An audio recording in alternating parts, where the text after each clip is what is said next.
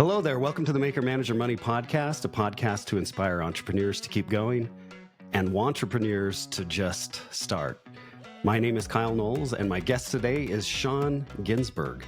Sean is a self-made millionaire who's built a staggering $75 million portfolio, and he's here to share his revolutionary PCA, Premium Client Attraction System. Forget those generic sales tactics. Sean's approach is all about personalized value, targeting high-quality prospects, and mastering the art of follow-up. He's a 10X certified coach mentored by the renowned Grant Cardone, but Sean has carved his own path to success, ditching those tired scripts for high-impact, personalized pitches that yield a whopping 50% conversion rate. Prepare to have your sales game elevated as Sean reveals his secrets to attracting and closing premium clients. Welcome to the show, Sean. Man, thank you so much for having me on. That was a fantastic intro. Thank you. I appreciate that, man. I feel like the president right now. Where are you dialing in from today? I'm here in San Diego, California. Okay. And the weather's probably pretty nice today, I'm guessing. Yeah, I just came from Mount Shasta, so it was freezing up there. So to come back to 65 and sunny is it's a little better than 25 and freezing with 30-mile-an-hour winds. For sure. It was 20 degrees here in Utah this morning. So I hear you. On that. So the first question I want to ask you, Sean, is what's the number one thing you want to accomplish in 2025? Getting known, man. Getting known. Getting more people to know who I am, what I do, what problems I solve for people, and really just getting out there and letting the world know exactly who I am, man. I think it's time to let my message out to the world, and I think it's I think I have something to share. I've been through the ups and the downs, and I think that, after spending hundreds of thousands of dollars on, courses and seminars and all types of, shiny objects out there, I finally realized that, hey, listen, you know what? I have what it takes to share my story, to be able to give back to somebody else that was in the same spot that I was in. All right. That's a worthy goal, and I hope I can help you with that, having you on the podcast. And the next question I have for you, Sean, what's your number one skill that you bring to the table? Closing, man. Closing. I'd say the number one skill is closing, and it all started when I got expelled from high school. Long story short, big athlete, big wrestler, big lacrosse player, and I got expelled and I was done. It was like, I sold myself. I was done. My life was over. Nothing could come out of this. And from that experience, I had to learn the hardest sale of my life, which was to close myself on believing in myself again. Right. So I think the more we sell ourselves, whatever we're putting in our mind, the more we're going to get whatever it is we're giving ourselves. Meaning, I sold myself this sweatshirt, this cup. You sold yourself those guitars, this phone, etc. So really just getting really clear and having the clarity on, sell or be sold, and stay sold, my friend, on your purpose and what you do. Okay. That must have been tough to get expelled, especially as an athlete, and having all that energy and excitement and having teammates and games to look forward to. What were the things that you did to start believing in yourself again? It's just like creating a high ticket offer. It's like, what problems do you solve for people? So I basically thought about all the problems I was having, and it said that, poor people don't want problems. Rich people want problems. So I was in this very poor, depressed mindset. I was angry, frustrated, ashamed. I blamed everyone else, my teachers, my parents, my circumstances. But at some point I faced the truth, and it was nobody was coming to save me. And that's when it hit me. I wanted to rebuild my life. So I had to start closing myself on why I was worth fighting for. So, selling myself on myself, it was taking full responsibility for my life and what I wanted to do and where I wanted to go. Like, there was nobody coming to help me out. And then taking all those problems and being like, okay, wait, these are negative things, but for every negative, there's a positive. So what's on the opposite side of this negative thing here? If I was angry, then I was probably super happy. So I started to realize, wait, this is the best opportunity of my life. Like, this is the absolute best thing that could have ever happened to me. I'm not going to get in trouble. I can finish school online. I can save up all my money. I can move out of, Philadelphia, my small town. I can move to California. So I started looking at it like, wait, this is an opportunity. This is not, my life's not over. This is like the biggest chance for me to to get out of this in a positive way and make a story out of this. So they wanted to make an example out of me. No, I'm going to make an example out of this for all the people that have a worse situation. I can, and that are going through it, and maybe they're going to go on drugs, and maybe they're going to maybe consider, going suicidal. Like, maybe I can be the person that says, wait, hold on. This is actually the best thing that could have ever happened to you, but you have to use your circumstance to change your future.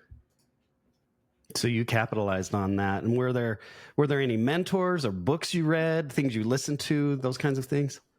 Oh yeah. Yeah. So once I moved from Philadelphia to California, I got, 48 Laws of Power, Think and Grow Rich, As a Man Thinketh, Richest Man in Babylon, and then journaling like crazy.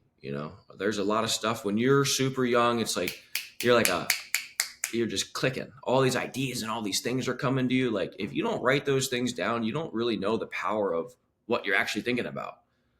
So like, I would go back to these notes that I wrote at like 4 a.m. and be like, oh my God, wow. Like, I wrote that. And then I would act on those thoughts, on those ideas to a certain degree. Once I got out to California though, it took me, some time to find what I was going to do. And I ended up finding real estate, and I was a realtor for a long time. I took 7 months to do my first deal. And after 7 months, I was like, okay, I need somebody to, kick me in my butt and figure out how I can, make some more money and help more people faster.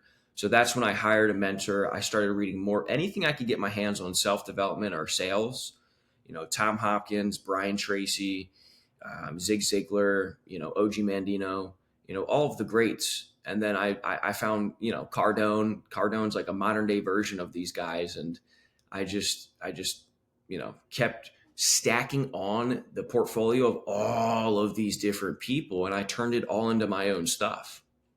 That's fantastic. And did you continue journaling then when you got out to California? Yeah, man. Just always. I always have those random, everyone does, They're like Think and Grow Rich says that, this infinite intelligence, it's this ether. There's something out there that just, boom, you get this idea, and all of a sudden it's like, where did that come from? It's like, dude, don't not write that down. Do not rely on your mind. It's the biggest scam in the world.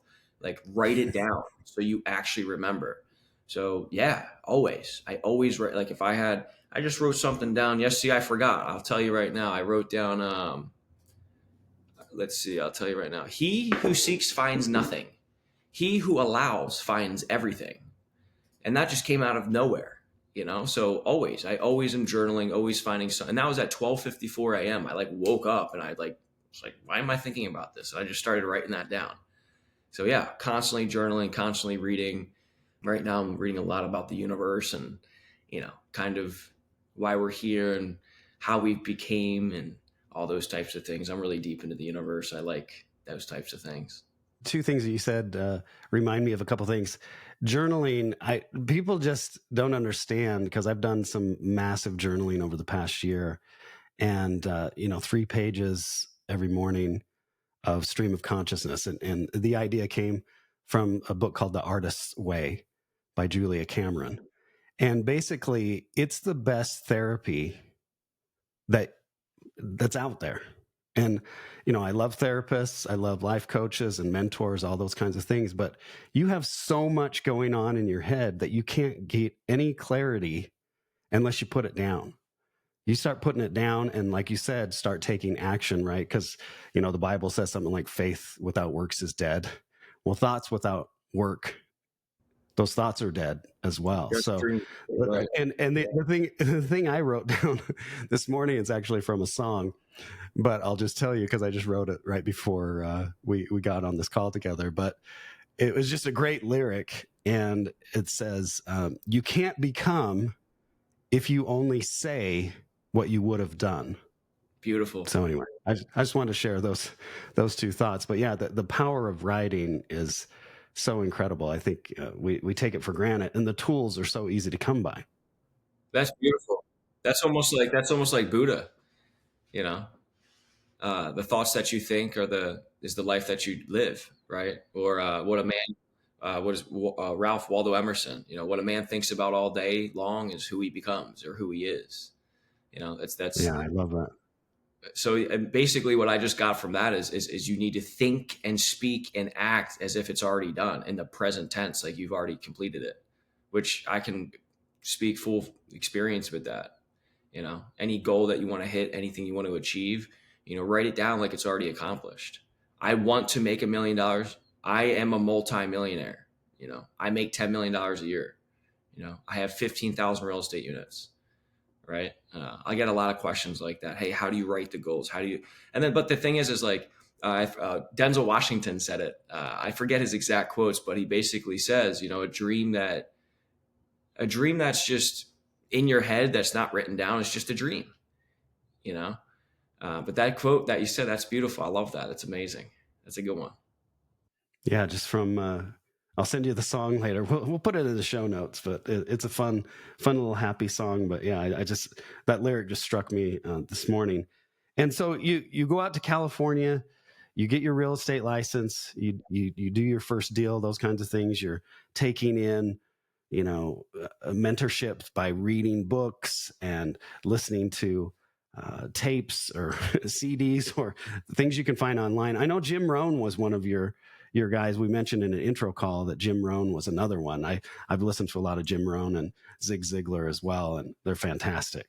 So you're taking all these inputs in, you're writing down, you have these vision. What were some of the first goals that you wrote down that you acted upon and made come true? Yeah, thanks for mentioning that. Jim Rohn was actually a huge influence in my life. God rest his soul. I never got to meet him. Man, there's like a 4.5 hour seminar on YouTube, and I could probably recite half of it. But I think the first goal was to really like Jim Rohn says, like, who do I need to become? Like, who is it? Who am I? What am I? Like, where am I going? And when I could, you know, clearly articulate those questions and have an answer for them, that's when I was like, okay, well, if I want to become him or this or that, well, I have to be that. So that's where that present tense thing comes into play, where you have to like walk the walk. You actually have to, do the work. You have to be that person, right? You have to make your phone calls. You have to follow up. You have to create relationships. You have to, put out content. You have to do all of these things. The first goal is, who do you need to become? Who do you need to become? And then the second goal would be, you don't stop until you become that person. Once you become that person, you set new targets, you set higher standards, you start doing it all over again. One of my mentors now is like, dude, this is a constant, battle of you recreating yourself millions of times in your lifetime. So like last week, I wasn't the same person, you know, 2 months ago, like I probably wouldn't be the same. I'd be thinking or talking about something different. So I'm constantly doing something different because I'm trying to, become the best version of me, and I haven't found that person yet. So as much as people are like, oh, you're successful, I'm like, dude, I haven't done anything yet. Like I've not even scratched the surface, and then I sit there and people are like, oh, do you know this? I'm like, dude, I don't know anything. The more that I know nothing, the more it just seems to come to me.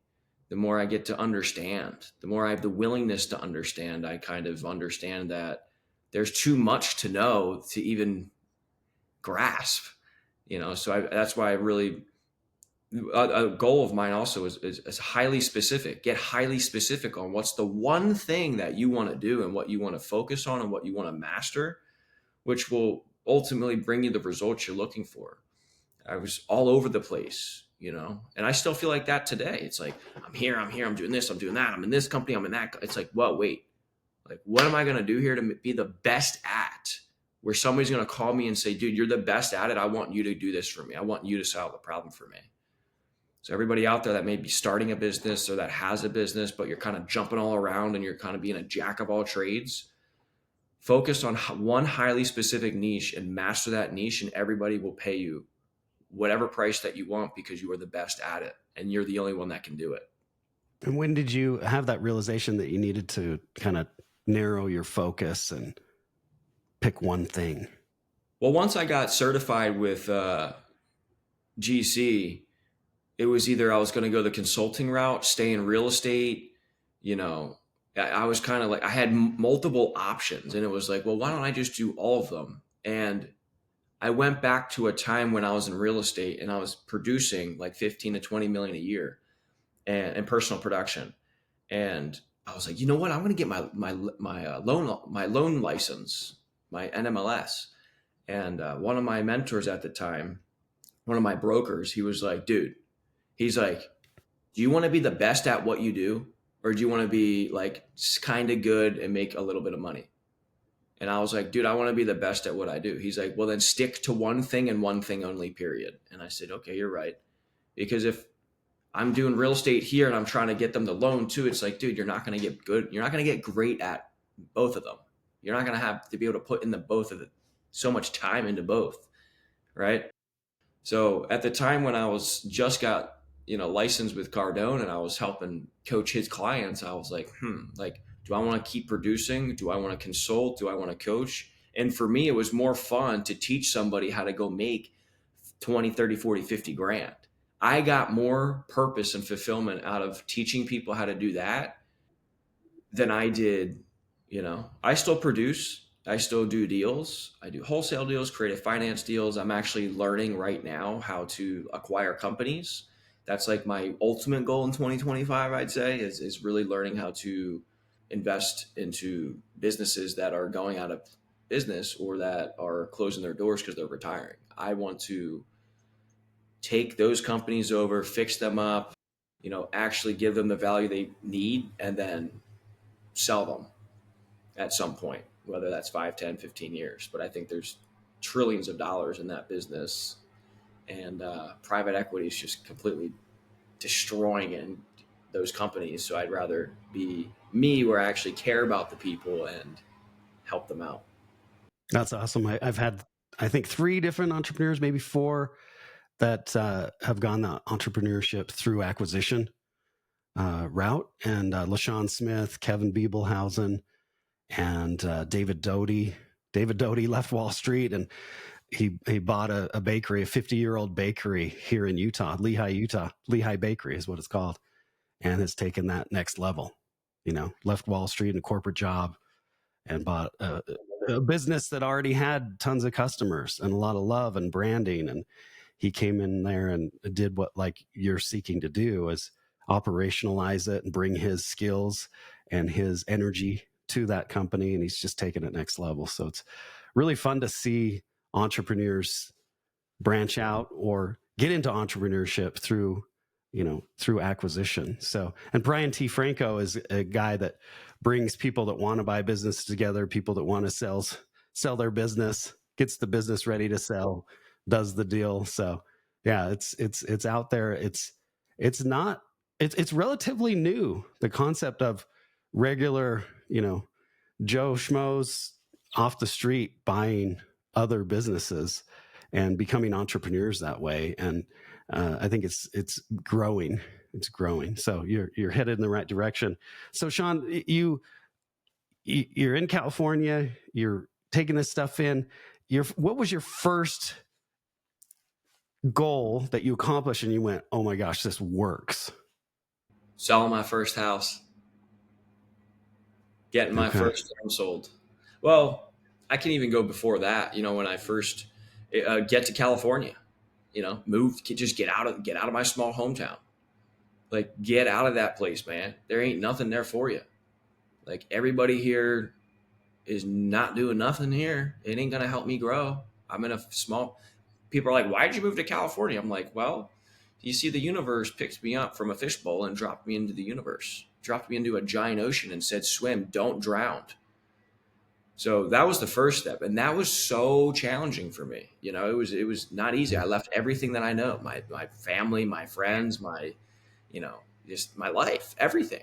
I just completely started over. And I would say to anybody out there, like, You don't know what to do. You're still living in your hometown. Get up and go. Go wherever you're called to, wherever. If it's 100 miles that way, go. If it's 5,000 miles that way, go. That was probably the most challenging. But once I did that, I was like, I can move across the country. And I was 18. I had like 12 grand to my name. I was hustling motorcycles and cars and doing new construction. My dad's a plumber and all types of jobs, Um, if I could do that, I could do anything. And then once I got out to California, I was like, okay, where do I live? Moved to LA. I couldn't stand it. I was there for 7 days, took an Uber down to San Diego from San Fernando Valley, and I never left. And from there, it was like, okay, what do I do? Well, go get a job. So the next goal is like, go get money, go find a job, go meet people. So I ended up buying motorcycles, and I would, race them down to downtown San Diego, and I started finding jobs. And then I realized that, okay, I don't want to work a job. So I met these guys, and these guys all had smoke shops and liquor stores and gas stations. And I was running multiple shops for them, managing all of them for them. So they'd buy it. I'd, go in there, fix the shop up, hire people, bring them all in and set it up, make the numbers perfect. And I'm like, dude, I'm working 18 hours a day. I have a lot of money in my pocket, but I have no life. I'm like in prison. So I was like, wait a second, what are these guys doing? And they're buying the strip malls, they're buying the shopping centers, and then having somebody like me go in there and do all the work. So I'm like, why don't I get my license and sell these properties to them? Right. So that was like the first aha moment. Like, oh, wait, the name of the game out here is real estate. Look at all these guys selling and buying real estate. And I knew the guys that were buying it. So I took my real estate license, and I failed 6 times. I on the 7th time I passed my real estate license. So you can start to see it was just, first get out to California, find a place to live, find a job, make money, and get your real estate license. So like those goals, it was always, if I don't hit it, like you're going to find a way to do it. If you don't find a way to do it, you're just making excuses why it didn't happen, or what that song lyric said, what you could have been, right? Yeah. Most people would have given up, and that's why I'm here to share this story. Like, dude, you got to keep pushing along. Like I was smiling. I didn't care. You think failing a test could stop me? I got expelled. I had all this stuff. I moved across. I didn't care. I went in every day until I passed that test. Once I passed the test, I used probably 0.0001% of all the information that was on the test ever in a real estate transaction. That's where the sales career began. How do you make money? I know you sell real estate and you've been doing that. How else do you make money? So many ways. The top way that we make money is we consult businesses that are brand new. We help businesses that are already established but want to make more money and get to the next level. And we help advanced entrepreneurs / businesses, take them to the next level. So I don't care if you're at $0, if you're at $10 million, if you're at $100 million. If you have something, service, product, whatever it is, you need a sales process, right? Depending on where you're at on the spectrum, if you're just starting out, you need to learn sales and marketing. Any business under $1 million struggles with sales and marketing. Any business over $1 million is processes and systems and who will help you get to the next level. So let's just say a business over $1 million. I'll go in there. I already know you guys have a sales team. I already know that, you have a process in place, and most of your salespeople are probably not following up. You're spending money on leads you're paying to get, and you're wasting them because the salespeople are just letting them spoil. So I come in, I put in my process, my scripts, my dialogues. I do an audit on the entire business. I basically walk through and reverse engineer a business plan for you to go from, say, $1 million to $10 million. Right. And, sometimes we may have to delete some of the salespeople, and then I'll put a recruiting process in place where, we'll bring on the right salespeople to get you guys to the next level, because what got you here will not get you there. Meaning, some of those people in the organization may not be that motivated to grow. Right. So I've seen it countless times where I walk into a company and it's 50% of the staff leave because we're starting to implement standing operating procedures, and it's a whole different process and system. where they just can't seem to grasp the growth inside of the company. So they leave, which is good because now you're opening up space for the new to come in. As far as like a brand new entrepreneur, it's basically really getting clarity around the problem you solve for people and putting behind like what you do as a business, like who you are as a company, like who's got your money, meaning who would benefit the most from what it is that you do, and how we can put together a product or a service that would ultimately help that person want to work with you. Okay.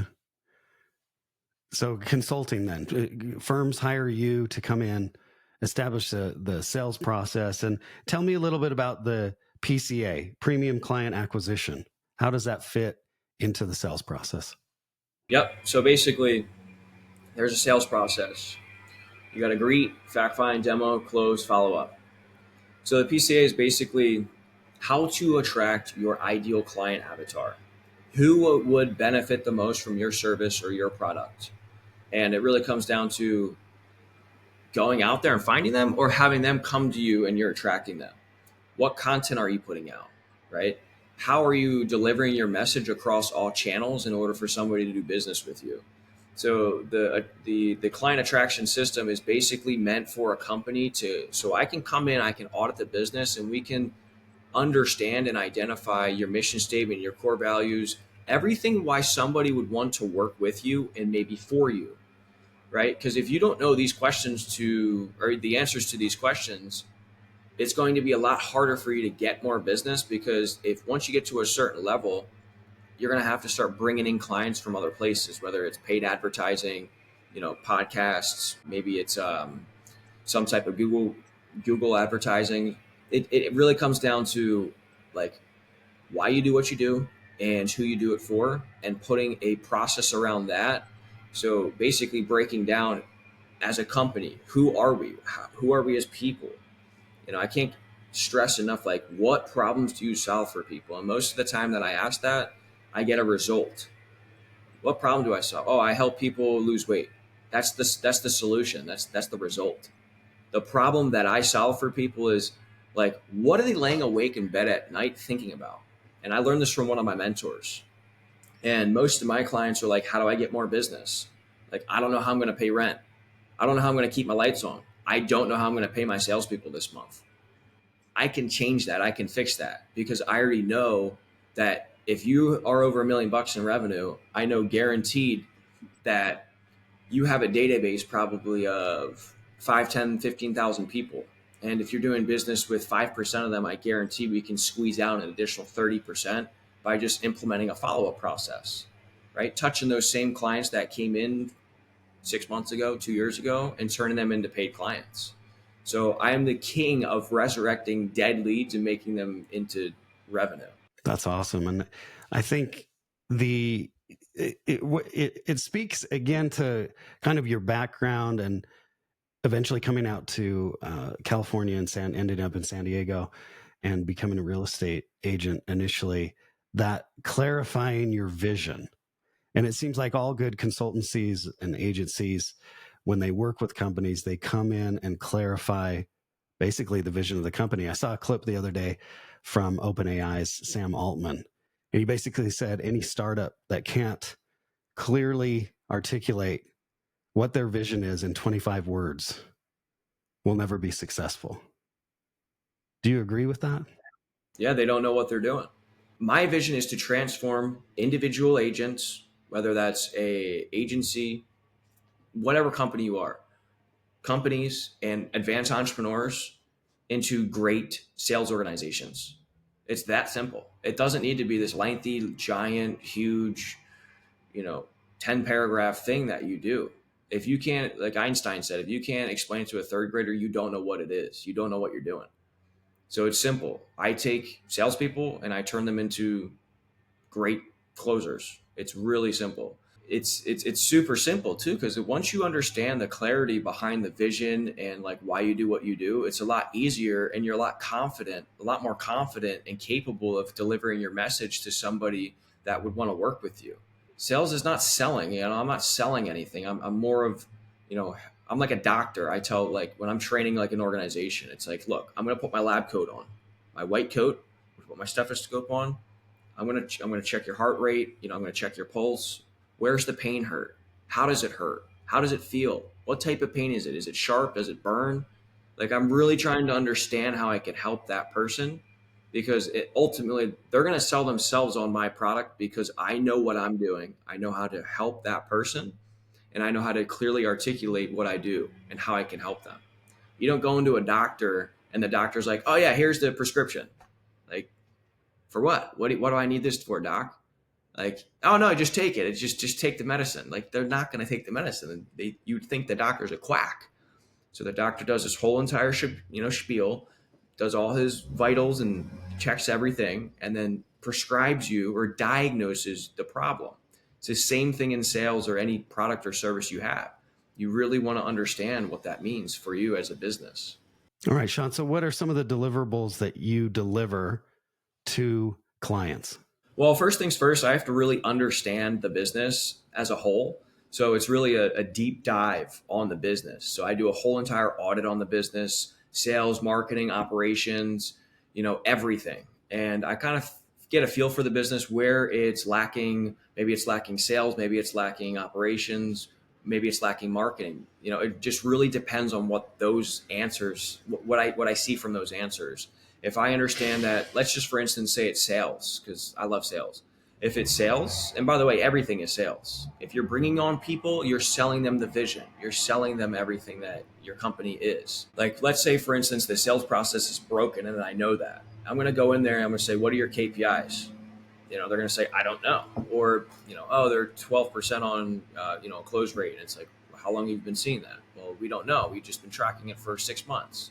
It's like, if I don't have these standing operating procedures in place, basically I'll go in there, I'll implement my KPIs, I'll understand and track everything. I'll understand how many calls the salespeople are making, where they're going wrong on the sales calls. Every call will be recorded.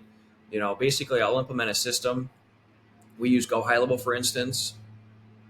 We work with some of the companies where they already have a system that's tailored to their product or service, so we can do that. But most of the time we actually switch over to ours, because then I can track it a little bit more lenient. Then I put a training in place. Some organizations, their salespeople kind of show up and they're just kind of winging it. So we have all the salespeople come for training every single day. They have to train for at least 10 to 15 minutes on our platform every single day, and we can track and monitor that. Now, with that being said, we also do live role play. So I practice a lot of jujitsu. If you're not practicing your arm bars and triangles and rear naked chokes and sweeps every single day, you're getting choked out and you're going to lose the match. It's the same thing in sales. You're going to get your teeth kicked in if you don't train and practice and rehearse and role play and record yourself and really help somebody out. The reason you do all this is because if you have to think about what to say next, you really don't know what you're doing. You should be able to say these things right off the roof of your mouth. It should be so fluid and so smooth. And if it's not, you got to go practice more. Because the more you practice, the more you can actually identify the problems they're having in the company, or whatever you're selling, or whatever product you're offering. You can actually help the person versus helping or trying to figure out what to say next. So we have a role play, and then I put all my scripts in there, all my dialogues, and then I basically consult as is. Sometimes I come in as a fractionalized sales officer and I'll hire a sales manager. So if you have a sales team of 40 people, usually you want to keep it that you have, say you have 40 salespeople, you should have 8 times 5, you should have 8 managers. For every 5 salespeople, you should have 1 sales manager and then a director of sales, right? So I would start as a director, I'd have the managers, and I have the reps. And then I'd replace me. Once I'm done consulting, I'd actually hire a director of sales for that specific role to manage the entire thing. That's high level. If you guys don't have an organization of that, altitude or that size, it's more of setting up the process and the procedure and the foundation for you to actually bring on the people. So I learned this from one of my mentors. It's the 4 Ps. You have to promote, you have to profit, you have to have a process, and then you add people. So when you promote, you're getting attention. When you profit, you just converted the traffic that you promoted from. And then you have a process for converting those leads. Once you have a process that you basically understand and you just prove that it works, now you can add salespeople and employees to the company. That's where most of the time I go into companies and I get on the phones, I make calls, and I'm like, let me figure out this process. Let me actually figure out how to sell somebody on this product. Let me see if I believe in this product. If I don't believe in the product, I won't even join the company, because I can't sell something I don't believe in. So I really have to understand and deep dive into the business for all of this to work. Does that all make sense? Yeah, it does. It does. So it sounds like, doing that audit, you've got some reports that you're generating, you're establishing KPIs, you're seeing what's really going on under the hood of a business, and then implementing sales processes, hiring people. Hopefully, the ones that aren't into this role playing and training and all that kind of stuff, they leave the company, and that way you can bring in some new salespeople, and then you're actually boots on the ground, making calls, trying to figure out how to sell their product or service. Correct. And it's really, I forgot one thing, also what I've learned from one of my mentors, it's really aligning the mission of the companies with the personal, professional, and financial goals of the employee or salesperson. Because if you don't have a money motivated, salesperson ready, willing, and able to make calls and that want to be the best version of themselves, you're going to get bad apple that spoils the whole bunch, which will then spread throughout the entire organization. And, you know, I've seen it multiple times where just sales start to go down. People start to it's just, you get this negative cancer in your organization, and you got to get them out. You got to cut that thing off for the new to come in to lighten up the spirit and bring sales back up. For sure. What are your thoughts about capping commissions then? No, never cap commissions. You want to, okay, why would you cap commissions? If you want the best to come work for you, the best, they don't want no cap. They're not going to get capped. You're going to get lazy people that really don't care how much they're making. They just want a job. Like, one of my mentors, one of his guys makes $1 million a year working for him. Like, hey, you want to make $1 million this year? Come work for us. Like, that's one of the greatest sales tactics in the world. There's no reason you should cap any salesperson, because as me, if I'm a salesperson right now, like, I know my value, I know my skills, I know I can come in and close anybody on any product or anything, so long as the leads are great. Like, even if the leads weren't great, I could still close as long as the person has money, as long as I believe in the product. But I'm definitely not going to that company unless I understand metrics, KPIs, I understand close rates, I understand what their top guy's doing.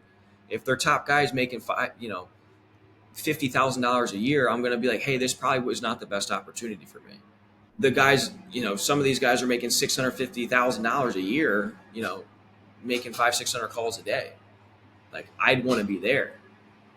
You see what I'm saying? So I don't think capping commissions makes sense at all. I would say to leave it open, let people make as much money as possible. It's only going to help the company.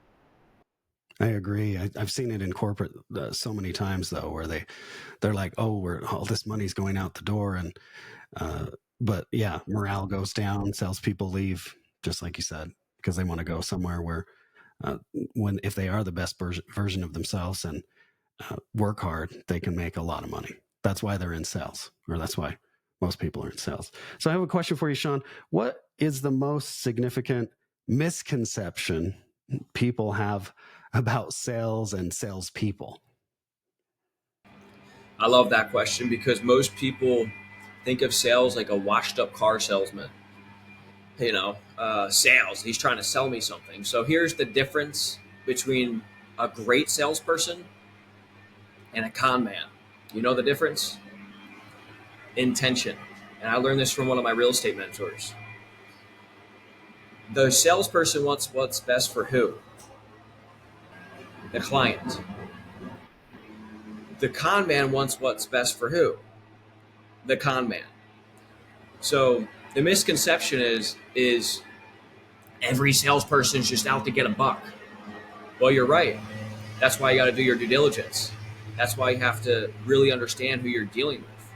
If it's not the right company, not the right product, and they're kind of just trying to sell you, well, they're probably just trying to sell you. So, Sean, I have another question for you. So, what particular tools do you use in your day-to-day job when you're trying to sell real estate, and what kind of tools do you use as you're going into businesses and consulting?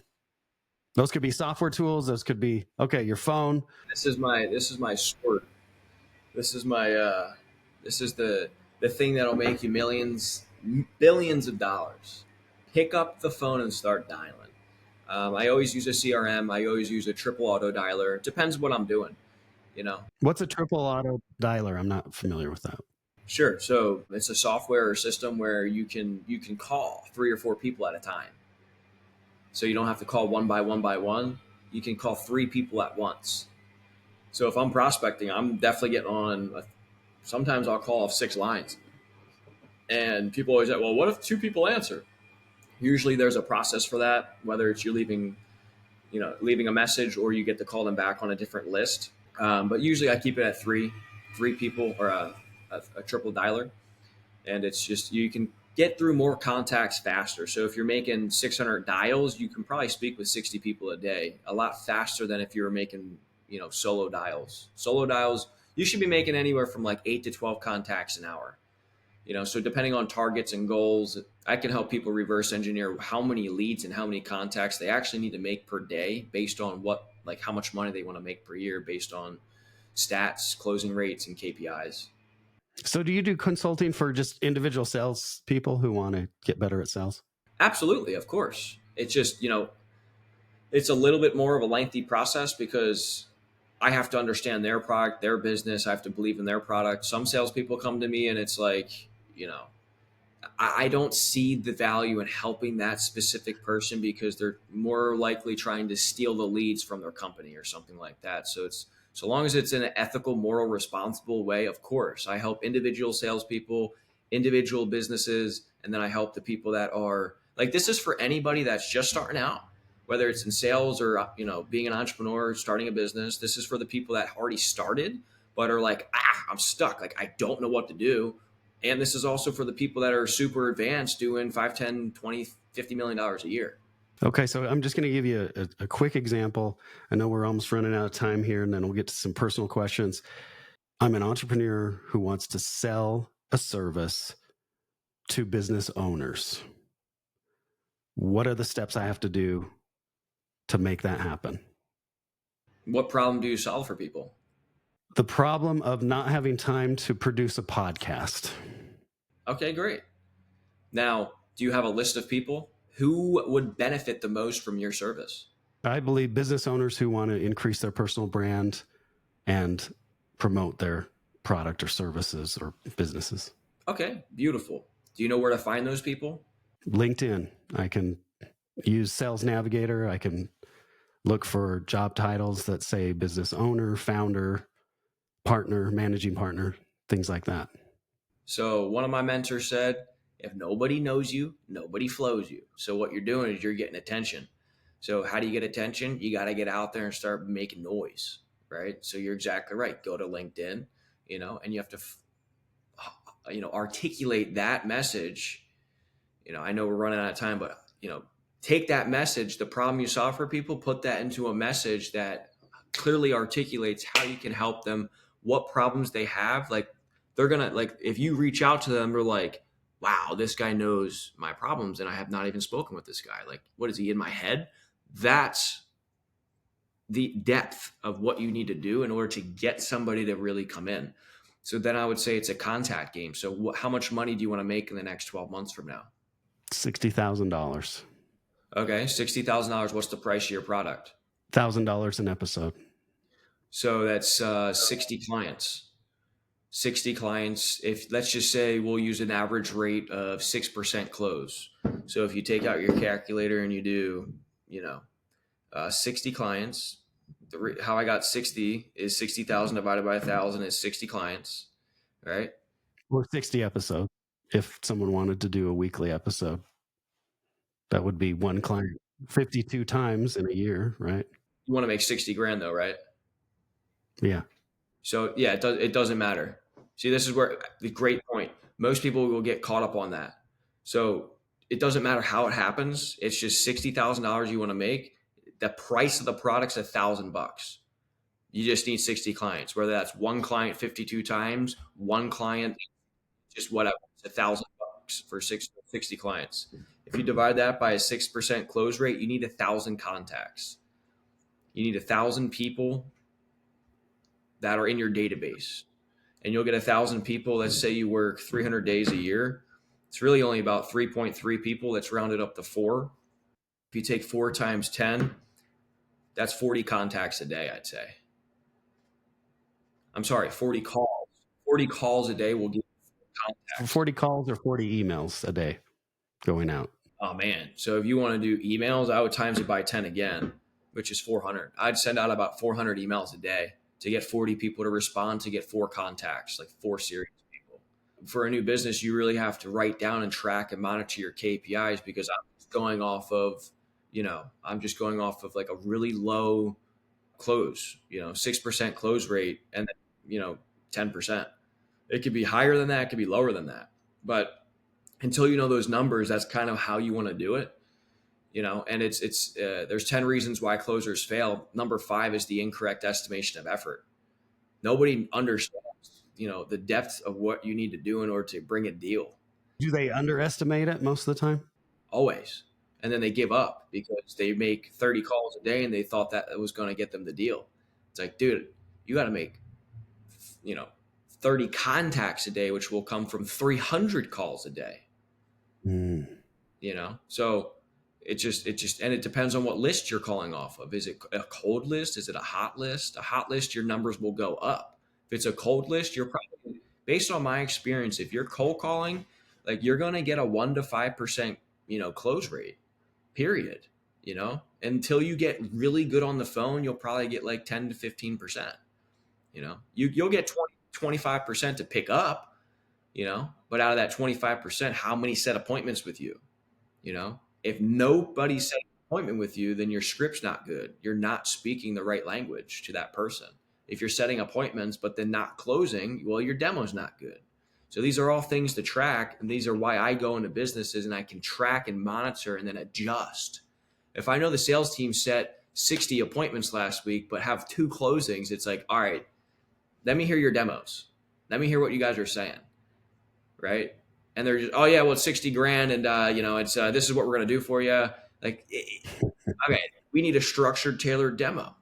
Let me create one for you guys. Let me jump on a call and let me show you how it's done. Right. So then I create the path for them to be successful. You see what I mean? Yeah, I love it. And I love the real world example. Thank you for that. I just wanted to kind of role play that to see kind of some of the questions you ask and the advice you give. So let's move on to a few personal questions. Then I've got a lightning round of questions. You talked about the first time you bet on yourself, and that was after getting expelled, saying, I'm going to start a new life. I'm going to move to California. What was the last thing, or when was the last time you bet on yourself? Oh, dude, like yesterday, man, when I was doing jujitsu, man, going up against the black belt, I'm gonna get this guy, man. Every day, I bet on myself every day, man. This ain't like, oh, I'm gonna bet on myself. It's every day. I wake up and start from zero. Like, dude, I'm getting up and I'm like, shit, it's all me. It's all on me. I'm betting on myself today, man. Like, if anybody can do it, anybody can sell themselves out of anything, it's me. Like, I'm gonna do it. I've done it. Right? I've been in the hundreds of thousands of dollars of debt. I cleared all my credit. Like, I've done all that stuff, and it's not easy. It's very challenging. And if you're not motivated and have the energy and you're not betting on yourself, you're betting against yourself, and you're actually stealing from yourself. You're like robbing yourself. So always betting on me every day. I love that answer. So what TV, movie, or book character do you most relate to? Jim Carrey. What movie? Damn, I don't know. I would say, Ace Ventura, man. He's just nuts. He's just nuts in the, like, I'm just like this big, giant little kid in this freaking fairy world. And I'm just out of the box, dude. Like, I'll be in the grocery store, just like doing something random and making people super uncomfortable. And then they start laughing. It's like, dude, just be yourself, and Jim Carrey's a great example of that. For sure. Just authenticity. What's one thing you'd like to change about yourself?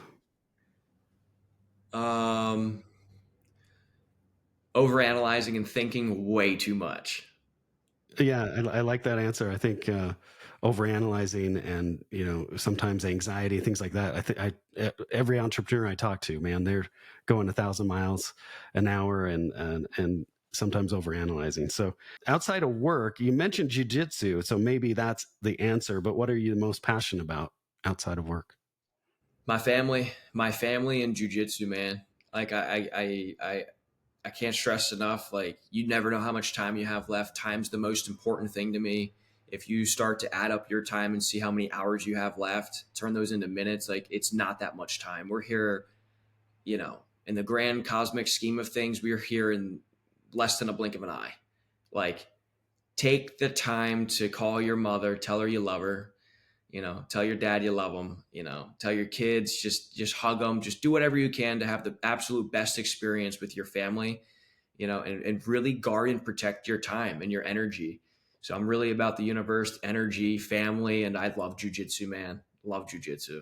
I wrestled for 13 years and I turned wrestling into jujitsu, and you can catch me on a mat probably 4 or 5 days a week. It's fantastic. I love it. So when did you last cry the hardest? Ooh, that's a good question. That's a great question. Hmm. You know what? I would say when Barbara's dog had passed, man, that was so sad because it wasn't my dog, and we made the decision to, let him go and to put him down. It was either we kept bringing him home and having to get him drained for what he had going on, or it was, we put him down, and she made that decision. It was just like the most beautiful, sad, dark but light experience ever, and it was like we buried. I dug a hole on the side of a mountain and just like buried him. But it was very just. It was just to see her so shook. That was what was so like wow. Like geez, I haven't seen her like this. This is tough. People really underestimate the grief surrounding pet death. I think it's a lot bigger deal than people realize. They're all look, man. Those pets, those animals, they're all just beautiful little souls in a furry body. They're just little people in fursuits. For sure. For sure. Well, I'm sorry to hear that. How long ago was that? Probably about 12 months now. What was the dog's name? Buddha. Oh, that's beautiful. I love that name for a dog, actually. Super highly trained. Just you're just our little buddy, man.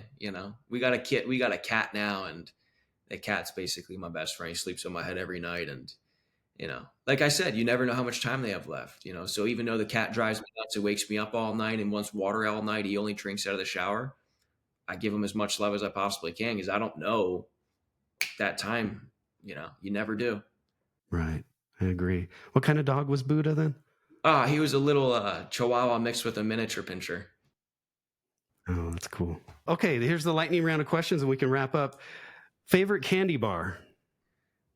I'd say Mr. Goodbar, but honestly, I don't eat nothing anymore at this point. You're eating clean. You're eating clean. Yeah, super clean. But I'd say Mr. Goodbar, or maybe like maybe a baby Ruth. Favorite musical artist?